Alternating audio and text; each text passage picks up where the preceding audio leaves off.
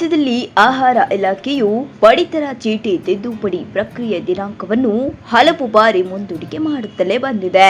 ಈ ಹಿಂದೆ ಮಾರ್ಚ್ 31ರವರೆಗೂ ಗುಡುಗು ವಿಸ್ತರಣೆ ಮಾಡಲಾಗಿದ್ದು ಮತ್ತೊಮ್ಮೆ ಮುಂದೂಡಿಕೆ ಮಾಡಲಾಗಿದೆ.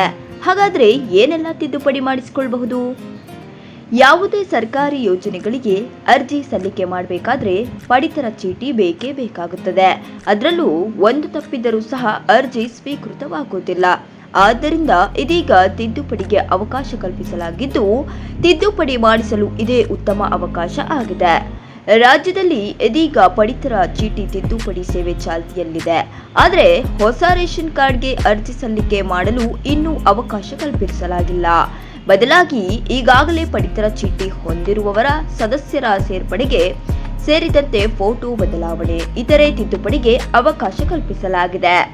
ಕರ್ನಾಟಕ 1, ಗ್ರಾಮ 1, ಬೆಂಗಳೂರು 1 ಸೈಬರ್ ಸೆಂಟರ್ಗಳಲ್ಲಿ ಪಡಿತರ ಚೀಟಿ ತಿದ್ದುಪಡಿಗೆ ಅರ್ಜಿ ಸಲ್ಲಿಕೆ ಮಾಡಬಹುದು.